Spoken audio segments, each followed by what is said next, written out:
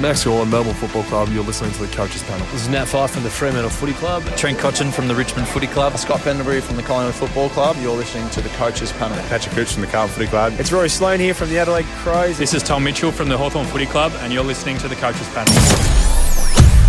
Hey friends, you got MJ from the Coaches Panel. Hope you're well. And hey, look, apologies, 24-hour delay on this podcast episode, but we hope for your sake it is worth it. And there is a lot to talk about on this power-packed episode.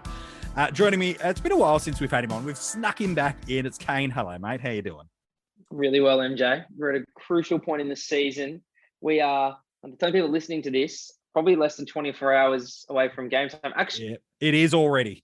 It basically is already. We are less than 24 hours. So we will pack it dense with the real important stuff because, as I said, it's a key round. There's a lot of different directions you can go. Yep. We're at the point now in the season where there is genuine value. There are premiums that we were eyeing off at the start of the season that have fallen, that are ripe for the picking for various different reasons.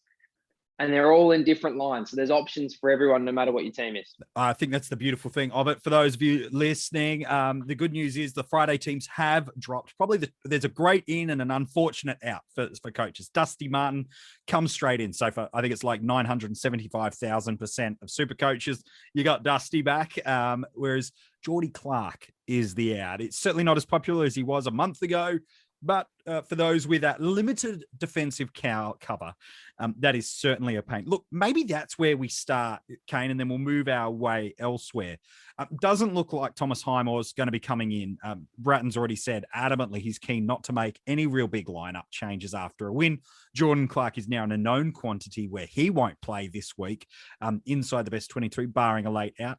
And Heath Chapman, while he wasn't as highly owned by many people, it is another out with coaches now either having to field Kaczynski or ensure that he is there. That problem point of the ground for us stays that way again. But there are two interesting options I'm keen to get your take that are options for us this week. Marty Frederick at Port Adelaide, he's on the bubble for us this week and looks like he's got some nice job security with Lachie Jones still 3 to 4 weeks away and with Port Adelaide's bye in round 12. He looks like he's going to play up until that bye. The second is Nathan Murphy. Collingwood very seemingly leaning towards now giving kids an opportunity, and he's held his own in the past fortnight as well. If you were to head towards one, and coaches probably only need one defensive downgrade this week, well, every side is unique, I understand, but they probably only need one. Who of those two would you be encouraging coaches to go and get? Well, it's something I'm sure we'll talk about later, MJ, with the buys. But I feel like for rookies, we try as best we can, especially at this point in the season, to sort of put that to the side. So I think it's Frederick for mine. Scoring potential's there, clearly in a better side. Now, they've both got pretty good matchups this week. You know, Port Adelaide versus Adelaide in the showdown, Collingwood at Marvel versus North Melbourne. Now, who's the favourite in that? I know the bookies have it as Collingwood, but the way North Melbourne challenged Melbourne in the first half, in particular last week, that could go either way. And I think they're both similar scorers in the sense that they're both about 50 guys on a floor. Murphy sort of hasn't shown a big game, but I do think with the way Collingwood do move the ball, there is the opportunity for an 80. I just feel like, you know, Frederick's in that better team, a real team that loves to control the ball as well. Like Collingwood has in the past, but this year they haven't had that sort of composure with the ball in the back half. So I think, like you said, MJ, we're going to try to run a cow like Frederick up to his bye. Now, that's 4 price movements. So for me, when I'm looking at that, I want the cash. I want the cash quickly. I know a lot of sides are in trouble, especially with their cows in AFL fantasy, because a lot of the good cows, or at least the ones that are around in our forward line and defense, are round 12 by players. We talked about Kaczynski. You throw in Bergman, you throw in Frederick, you know, then you start getting to North Melbourne where Tom Powell's obviously been sensational and is in the forward line, almost one of the best forwards in his current form. So we've got a few issues as well that if we keep stacking that line, but really the purpose of a cow is dollars and quick dollars ideally. I think Frederick's going to give you that. And also I feel more comfortable with him on the field. And I think most sides with those guys you mentioned out, you're going to probably have to play them on the field. And really, the way they're scoring, MJ, you want to play them on the field. You'd rather them than a lot of the other guys that we've had that are throwing out, 20s, 30s, and at best 40. So Yeah. I feel like it's a good timing in a way. If you've lost a Clark, to have a guy like Frederick waiting in the wings. Now, if you've got Frederick, no problem grabbing Murphy. Absolutely. Again, he's got the last buy, so you've got a lot more options to move him. But I feel like that quick cash and those points on field are going to be better with Frederick. Yeah, it's an interesting perspective through there. So Frederick's on the buy round of round 12, whereas Murphy is on the buy round of round 14, which again could be the decider for you. That's the one you ideally would want, MJ. Like, I'd love if Frederick had the round 14 buy. That would be sensational, but he doesn't, unfortunately for us. Yeah, that's what makes it challenging. So I guess it's interesting. Like, how much weight should we start to put in this upcoming buy round? We've got round 8, 9, 10, 11 before these bunch of teams will come missing from our side. So if you haven't thought about the buy rounds, my encouragement is probably need to start paying some level of thought about it. You should always be, at least in an ideal sense, at least 4 weeks ahead of knowing what your plans are. Yes, injuries can come, suspensions can come, different variables kick in, but you always want to know exactly where you're at about 4 weeks out and then adapt as you go. In round 12, Gold Coast, North Melbourne, Port Adelaide, Hawthorn, Geelong, and GWS are all missing off that week. So I guess it gets to that point. There's some guys that we're legitimately looking at as upgrades. I think I want to use that term correctly. Definitely not as downgrade cash cows. Aaron Hall, when he's fit this year and off half back, he's proving that he can match it with as good of our forward options this year, which, to be fair, isn't the lowest, the highest of ceilings he needs to hit. But he has shown, like Zeeble, he can score really, really well. He's got an incredibly favorable matchup with Collingwood this week. People that play in defensive posts against Collingwood do score well. He's got that nice fixture for us this week. So people are legitimately looking at Hall as maybe he's a comparable to Zeeble with the similar style of injury risk, but a $200,000 price change difference. Should we be looking at Aaron Hall this week, knowing we're really only going to get 4 games of the next available 5? Or should we be looking elsewhere for our upgrades and steering clear of these teams that are on buys in just 4 weeks' time? Well, MJ, this might be a guy that your view on him is really dependent on the format you're talking about at that given time. So let's just start with SuperCoach first, because I think it's the one where he's the least relevant. You look at his scores and the way he uses the ball, very outside, can turn it over, can make some poor decisions because he tries to take the game on and, really bite off, what at times is not in his skill set. So he's a guy that really there, the injury risk for mine and what the scoring can be, you're not getting those big ceiling games as often as you are in DT. So for me, with that buy and with some of the other guys in the format that are better suited to that, he's a guy that I'd be passing on in SuperCoach. Now, if we go to the other end of the spectrum, AFL Fantasy, you've got the 2 trades every week, plus you've got 3 weeks of 3 trades in the buys. So you've got a few options here with him, clearly. You've got the ability to move him easier. If something does happen, which, as we've seen in history, would show us stuff does, whether it's a concussion, an injury, a role change, all these things are big possibilities with him. But at the same time, like you said, incredible matchup. Collingwood is or are giving up the most points to opposition sides in fantasy. They are. And then you throw in the factor that defenders in particular through the roof, feast. So it's an amazing matchup. It's a matchup that some people might be looking at the team and thinking, I bring in Aaron Hall and I give him the vice captaincy. That just might be the guy they think of because of the ceiling. The ability to go 130 plus, like he has it, he's shown it. And I think that the buy is the only thing that's really putting you off. Again, I think you chase the ceiling of this guy, knowing that you can always move in that format a bit easier to guys with the round 14 buy and use them as stepping stones and then trade in a premium, in the round 12 or round 13 after they've had their buy. So I think the points in Aaron Hall for me are too much, for fantasy to ignore, especially at the price. I just think if it goes pear-shaped, you can get out pretty easily. Maybe you're going to cop a poor score, but really at his price and with his break even, it's not really going to be, it's going to hurt for a week, but then you're still going to have some decent value. He's not going to fall off a cliff. The one that I think is the hardest is DT. Yeah. Because you've got to remember, in AFL Fantasy,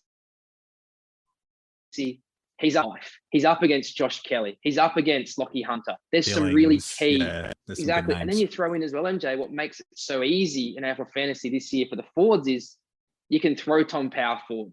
You can throw Errol Goulden forward. Yep. You can throw Kaczynski forward. Like, there's so many options that you actually don't have to address your forward problem in AFL Fantasy. So if Aaron Hall,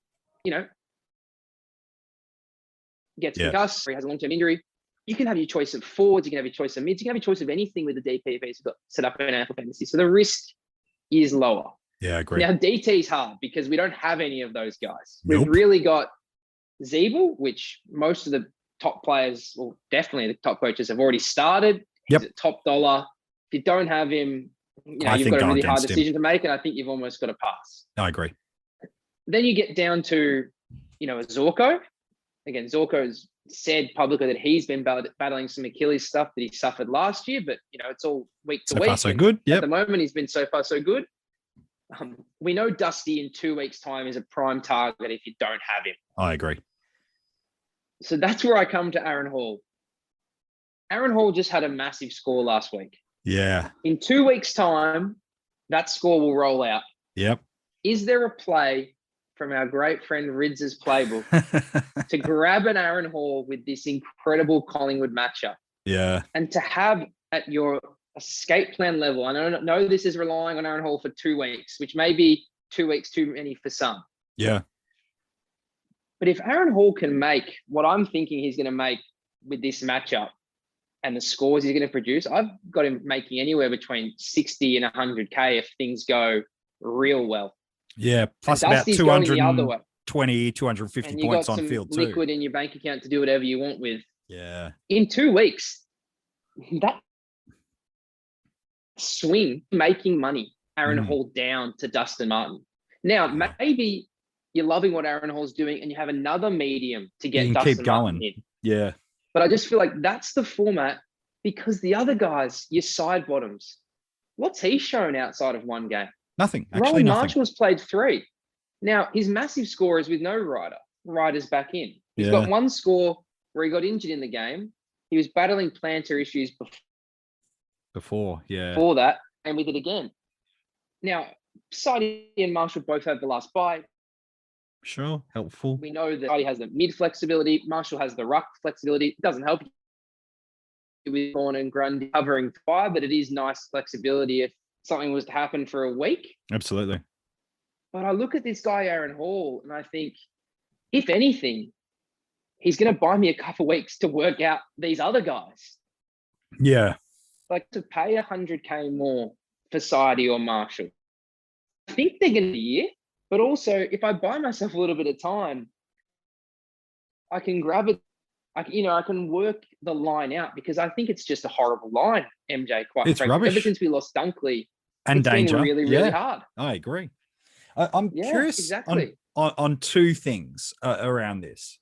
One is around the caveat of, for more the limited trade formats of Dream Team, and we've not ruled Hall out, but the Hall-esque type of moves. A lot of coaches have probably used 4 to 5 injury style force trades already, whether it be Dangerfield, whether it be a Royale, whether it be a Butters, whoever it is. A lot of coaches have spent some currency earlier than they'd planned to.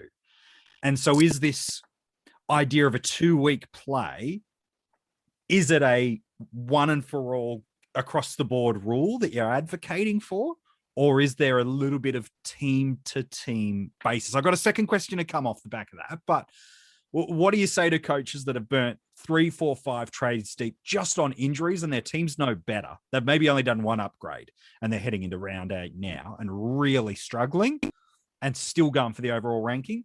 Is Hall still a viable, and him as a type rather than a specific, a viable type of strategy?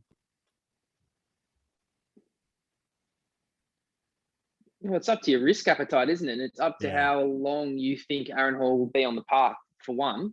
And 2, what does he score? Do you think he is going to be 100, 110 guy for the next, let's just say 4 weeks to the bye? Sure. Now, if you think that's the case and you think Sidey's a 90 or Marshall's a 90, you're 80 points up here. We've already mentioned you're 100K more in the bank. Now, that catch is going to get made as well if he performs the way I just said he could. Yes. So if a rookie made you 150K, how would you feel? Like that's the type of money you could be getting from Aaron Hall. Now, as I said, it could go totally pear-shaped, and the buy is not ideal. Yeah. Because ideally with a guy like this, if you want to move Aaron Hall at his buy, you are trading to another player that will have their buy. That's the problem with having that early buy round, and that's what makes it challenging. Quite challenging. Obviously, the caveat, as Rid's always said, is what's the whole equation? If the whole equation is you're 80 points up by that time, you've got round 12 is not an issue for you. You don't have many premiums in that line. Like that's where I mean it is side to side dependent, and also what is your escape plan? If you don't feel comfortable bringing in a Sidey and Marshall, having 100K in the bank has never made it harder to trade than not having 100K extra in the bank. So got that even with Hall. I think there's going to be people that are going to rule him out straight away. There's going to be people that go, the upside's too good. And I think you've just got to weigh up your team. Now, obviously, MJ, if you haven't used as many trades, it gets a little bit easier to take the risk because maybe you've had some luck. Yeah. I totally get that if you just feel like you've been going from pillar to post, Aaron Hall is the exact type of guy that in a week you'll have to address the problem. Totally. But that's the thing, MJ, maybe in 4 weeks before the injury comes or before something happens, maybe you've made that money. Maybe you've used that 100K elsewhere. Maybe you've got 80 extra points. That's why this game is so fun and yet so challenging, is there is, for this guy in particular, massive range of outcomes. Totally. It is probably 100-point swing one week. You multiply that by week after week. He could score 30 and you go, hopefully he's better next week. And he gives you another 30. Or it could go 130, 130. So I think he's probably the one that's the hardest choice because of limited forward options. He's at a great price and you think you're getting instant reward. But like you mentioned, NJ, there's great value elsewhere too. We've got Caleb Daniel. His 20-point score is about to roll out. So he is at bottom dollar. Yeah. He showed. I wouldn't believe it, MJ. The guy can actually still football a little bit. I thought people said he was going to be kicked out of the league. He had such a poor one-off score. And maybe think back. Remember the Elliott Yeo game he played a few years ago when we all thought he was an absolute gun and he was having a good season. And then he just put up like a 6-point first 3 quarters and he ended up finishing on like a high 20 or low 30 score. I remember that. Yeah. And then you know what the weird thing was? He started playing like he was previously. Just brained it. Yeah. For the rest of this, totally fine. Like sometimes these games just happen. And if you saw Caleb Daniel at the start of the season at this price, you would be bending over backwards to bring him into your team. Yeah. Now, I think the hard thing with Caleb Daniel for some coaches is a lot of coaches started with minimum 4 premium backs. Yep. A lot of people 5. So you're looking at your side now in a limited trade going, I want to grab Whitfield. Yeah. I don't have Ridley. Now, if I'm patient for Ridley for 1 to 2 weeks, he's cheap. Do I have room for Caleb Daniel? The other one that's been talked about, especially in SuperCoach, is May. Yeah. Now, do you want them in your team for the whole year? Is taking a May or a Daniel, and let's just say they're, to make numbers simple, a 90-point guy for the rest of the year. Yep. Is that what you want? Can a Lockie Whitfield, who, if he went 110, make up those points, even if it means you have to play a rookie on the field for another week or two? That's the type of conversations you have to have with yourself and thinking about how you want to structure it. Now, the good thing for Daniel and May is they can, in a way, be 4 to 5 week plays like we talked about with Hall because, Daniel has the middle bye, May has the last bye. Now, again, we use a guy like Whitfield because we know we were all loving what he was going to do in our backlines to start the season. In preseason, we just waxed lyrical about this guy because we know his ceiling. Now, you might think, again, I want the security of it. They're settled in their side. They've got good scoring. And maybe in 5 weeks, they make 100K, Whitfield's down 100K, and that's the bridging player that gets you an extra player through the buys. Yeah. And then when it comes to their buy, you move them on. So it's all about planning this time of year, MJ. And that's why it's so exciting and also so challenging for some coaches, because these are decisions that can really come back to bite you in the buys in particular, if you don't think them through and have a plan. That's it. It's about knowing what does your side look like 2 weeks from now and how are you going to get there? What does your side look like 4 weeks from now and how are you going to get there? And then we've only got really 3 big moving weeks of the year to come. Right now, things are kind of in a holding pattern. As if you're playing for overall rankings, it's kind of the dust has settled a bit. It's clear who started with strong guys and who's made some good, big, aggressive moves. You might make a little bit of ground over the next month. You probably will. It's still enough fluctuation and there's enough movement that 100-point week here or there can be, depending on where your rank is, a couple of hundred to a couple of thousand spot moves. Absolutely. Now it's the question I would put to you is this. What is your side looking like right now? Who and how do you want it to look at the end of round 14? And how are you going to get there?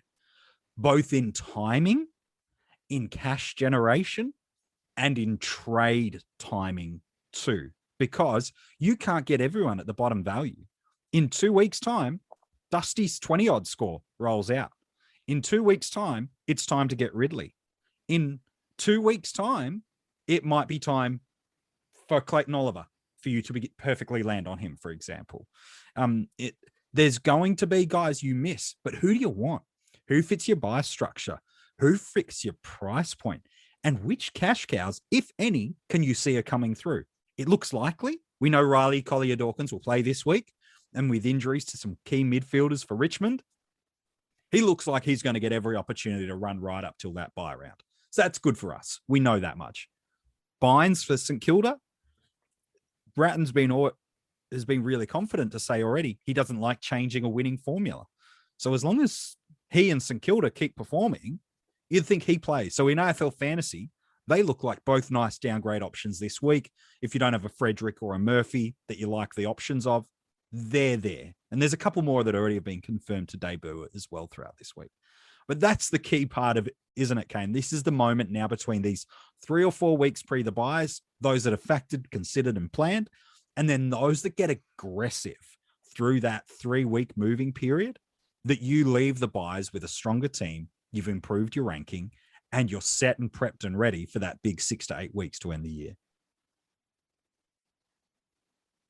Yeah, absolutely, MJ. It's 100% spot on. They're crucial weeks. They are the most crucial weeks because whenever a lot of people look at their side and they add up how many players they'll have available, you're relying on rookies being in the side at that point. Now, we've got some really good ones. We mentioned the Powers. We know Jordan's doing well. Yeah. But there's a lot of guys that are dead wood. A lot of guys, there's no guarantee that a Rantel gets in. There's no guarantee a McRae stays in. No. We've been talking about Highmore for pretty much the whole season if he's going to come back in, and he's doing great things at VFL level. But like you said, the side's winning and he's not in it, makes it really hard to get back in. Tyler Brockman, another really popular guy. It's amazing that a lot of these guys get rests over the buys to have a 2-week freshen up. So you can't even rely on a lot of them. So that's where having the premium and thinking about your trades. Again, is it worth moving a Highmore to a Murphy or a Frederick in a DT? Yep. That's going to get you 80K. Obviously those are going to make money. Or is it better to go, you know what?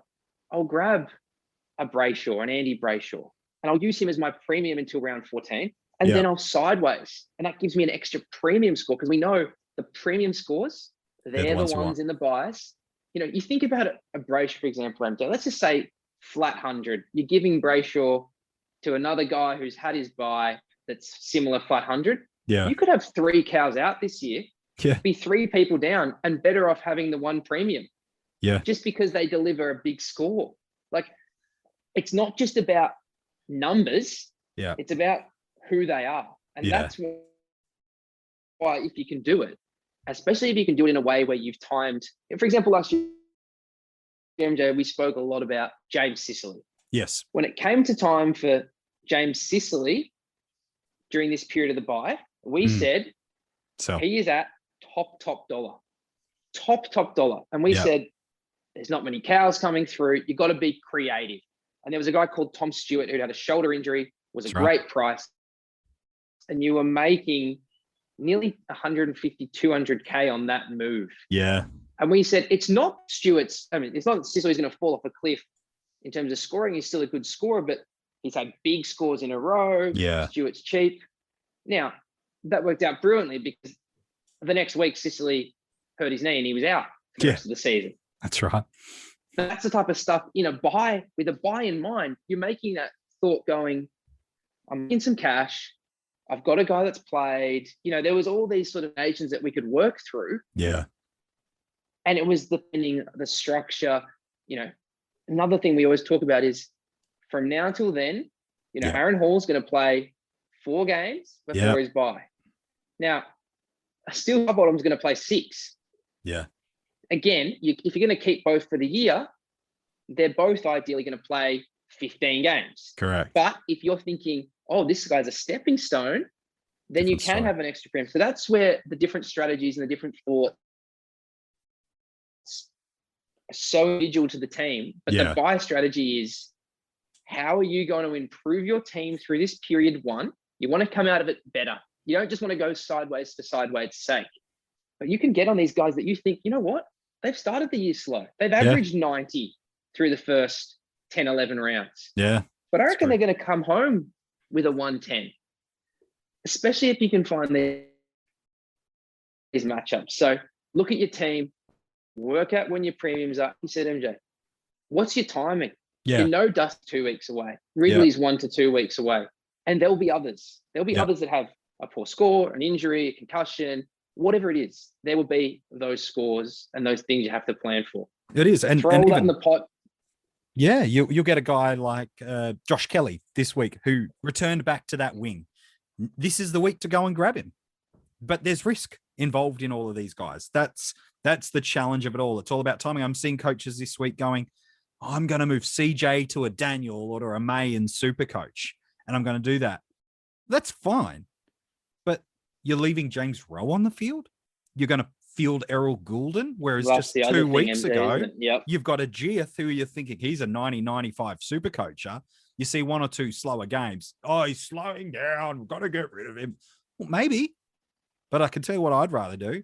Giath, who's not in his first year and has shown that he can score over 3, 4, 5 weeks in a row. Yep, he doesn't have the great buy. It's round 12. It's not ideal. But you know what? In 2 weeks' time, I'd rather a little bit more information. I'll move him to a Whitfield if I need to at that point. I'll move him to a Doherty or a Ridley that's underpriced. I'd rather the teams that do well now is they get cows off the ground as quickly as possible. And yes, injuries can happen. Poor premium scores happen every week. Someone delivers that. It's a tag. They don't get involved in the game. They get stuck on the bench for too long of a period of time. It's where the footy that doesn't suit them. The team gets a bad matchup, and so instead they don't go through them. They play through a favorable one-on-one match. There are so many variables about how you get there. But I tell you what, one thing I can tell you from playing this game from a decade, the better speed, the faster you get rid of cash cows on the ground. You're not going to get a Kaczynski ton every week. Yeah, he was at 50 at halftime. Guess where he finished at the game at the end of the year? Pretty much the same. This is what happens with our cash cows. Doesn't matter their position. Get them off your field. Make that your priority. Upgrade your team. And if it means you don't get the perfect guy, but you get an okay guy, that's where for me I go, oh, Daniel in SuperCoach this week versus Whitfield in 2 weeks. Well, it's Daniel from now to the end of the year. What is he, 95? Versus Whitfield, he might be 110, but the 3 weeks it takes for you to get him is you're copping 40s and 50s of Kaczynski. Well, all of a sudden, it might not be as big of a gap between the end, and you've saved 150. You got to think it through, don't you, MJ? You got to think it through. You got to think it through. It's never as simple as one move. And that's the thing as well we've got to remind people is just because the guy started red hot doesn't mean it will continue. And then vice versa. Yep.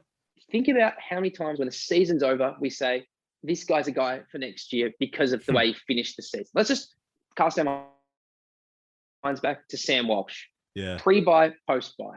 Yeah. Pre-buy, people saying, geez, second year blues a little bit, averaging high 80s, low 90s. Yeah. What does he do in the run home?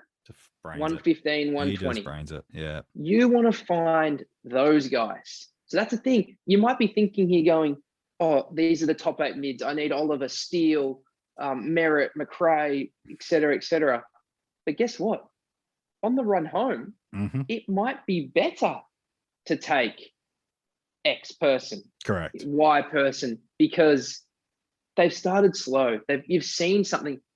It's all well and good to have the plan of like, these are the top guys, but just make sure you're getting what you pay for, because that's how you can really hamstrung your side. If you spend all your money to get the guy that's going 110, and then he reverts back to, a guy in the past that's sort of done this, MJ, is a Luke Parker, isn't he? This guy that you start the season, you go, oh, he's shown 110 before. Yeah. And then he's averaging 110 now. It looks great. He's unique. And then what happens? End of the season comes, and he's a 100 guy again. Yeah. You want to be finding the guy that does that in the opposite.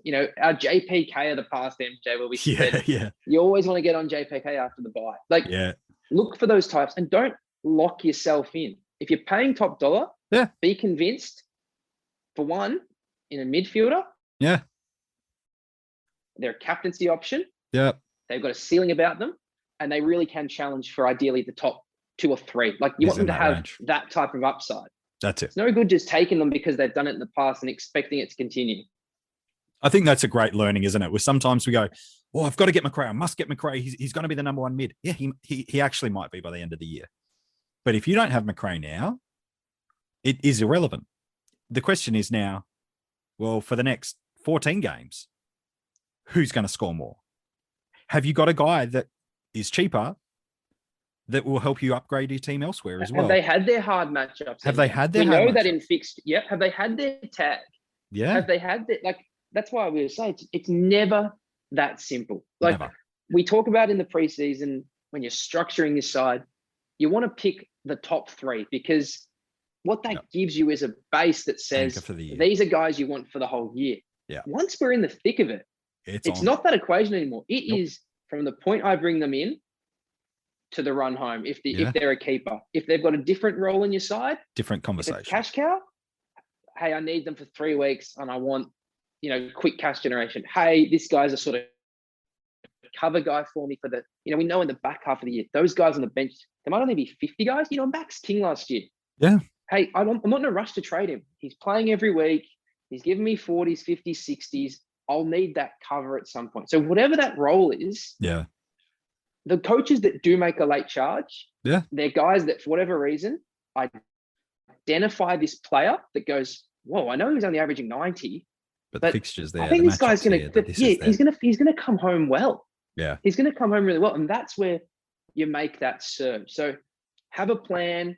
Again, when you get a guy like a Dust, in 2 weeks' time, bottom price, you don't overthink it. Of course not. But it's more like when you're spending your big dollars, your 600K pluses in SuperCoach, your 800K pluses in AFL Fantasy, that cover range in DT.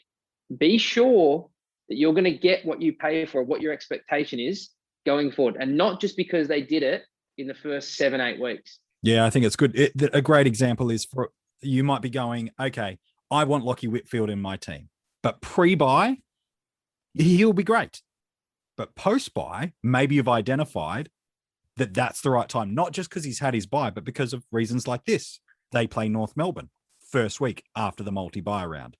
The second week, they play Carlton straight after the multi-buy round. The week after that, they play Hawthorn. 3 teams that are on the lower side of the ladder, at least right now, and are certainly all great scoring options. You go, that's perfect for me to go get Lachie Whitfield. And so I'm going to target him there. That's how you win this game, is you look ahead, you put all the factors and variables in place, and then you flick the switch. Well, there'll be injuries, MJ, won't? Of course there will. If you Paddy Ryder wasn't going to play for the rest of the year, I'd be looking a lot closer at Rowan Marshall. 100%. We saw Darcy Parish. When they lost Shield, they lost Caldwell. In goes some Murphy. really brave coaches In said, goes Parish. I know he's never done it before, but he's good value. Yeah. And he's rewarded those guys. So that's the thing. There will be shake-ups to these midfields. There'll be Something will happen. shake-ups to these back. Imagine if North Melbourne lost Zeeble and Hall. Someone would step into that role. Yep. Now, I don't know who that is, but they would become relevant. Very. So that's the thing. There's always going to be these guys that start and peter out. Yeah. And there's going to be these guys that had a bit of a flat start. Think about this last year, MJ. At this point in the season, if I said to you, Luke McDonald is the best defender from now to the end of the year, you would have said, Not a chance, mate. Less than 60. Yeah. And then he goes on to average nearly 120 and be a guy that was actually one of the few players that could move your team forward up the rankings. Aggressively. Yeah. Like, this stuff will happen. Yep. I don't want people to be scared off because we've never seen it before or he wasn't in my top trade targets. Like, just keep that open mind. Yeah, it's good advice. It's very hard to go wrong with value. The value is Dustin Martin, proven, Get durable, the value. and then cheap. Like, that's a tick. You play that game. Yeah. As I said, the real risk becomes when you go, I want Jack Steele. The buy high. And if peters out or goes back to 100, not saying he will, but like that's where risk becomes hard for you. And also, that's when coaches can catch up because if they took a Walsh last year, now they're points a week on you. So you're definitely not out of it. You just have to be really thoughtful with your trades it's and good your advice. planning, and still watch the footy, still watch the games and see these roles, see What the are way you seeing? people are moving. Because let's be honest, MJ, North Melbourne before last week was one of the easiest teams to score against. Melbourne was the hardest. Who won the fantasy points on the weekend? North Melbourne by 100. Hands down. You know, Hands down. These guys that you maybe thought were going to have monster games, gone. Even Clayton Oliver in Dream. Yeah. You know, they were, Oliver was okay. Gorm was very poor by his standard. Yeah. Like, it's not just as simple as the full season. What's the form of the side? Yeah. Adelaide was bloody hard to play against. Now they've got a few soldiers out. Their The Giants midfielders feasted. are smacking them. Yeah, exactly. So it's really the knowledge you keep up, the way you watch the game, see how teams are lining up, who's in, who's out, what roles. Yeah, it's good. It all goes into this game. Yeah, it's good, man. Hey, that's a nice way to wrap it. It is a power punched episode. We're keeping it short for you because let's be honest, there's under 24 hours till the round gets underway. And my friend, these next 4 weeks, I think are even more crucial than the multi-buy rounds because you can either set your side up for success in these really big weeks through the buys, or you can do a lot of damage accidentally. So absolutely watch the footy, make your plans, make smart trades, and hopefully you come out of these next couple of weeks with a stronger side because of it. Hey, Kane, appreciate your work on this episode, my friend. No worries, MJ. Good to chat. If you want to go back and listen to this podcast or any of the others again, you can via Spotify, Google Podcasts, Wooshka, if you really want to listen to it that way at our website at coachespanel.tv or on Apple Podcasts. There's articles dropping all the time at coachespanel.tv. You can go and check them out. For draft coaches, there's some ultimate footy selections in the player pickups. One of them that Jordock's absolutely nailed, who was in 2% of teams, which has increased gradually. We pumped out a ton for us in our forward line last week's. Yeah, you need to go and check that article out and a bunch of other stuff. If you want to join our Patreon supporter group, one, to say thank you because you love the great content we bring every single week, or two, you want some exclusive access and exclusive conversations to get involved in. All the links for that are at coachespanel.tv. Good luck ahead of this round. I hope it goes your way. And from all of us here at the Coaches Panel, well, we'll see you soon.